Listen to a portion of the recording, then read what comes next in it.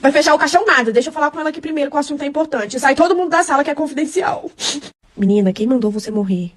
Cadê a bosta do celular? Tem que apagar nossas conversas. É muito flagrante. Dependendo pra mão de quem vai dar ruim. Você morreu, eu não. Aí pensa. Você no cemitério ou na cadeia. Outra coisa, quem é aquela garota ali? Que tá chorando mais que eu? Tá chorando mais que sua mãe? Olha, você não me vem com essas palhaçadas, porque nem amiga você tinha. Ninguém gostava de nós duas.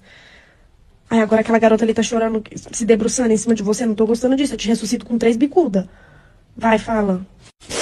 Eu sei que suas roupas não me servem, mas você deixou alguma coisa pra mim, né? Eu vou levar na costureira, menina. Dá uma apertadinha. Vai ficar bom.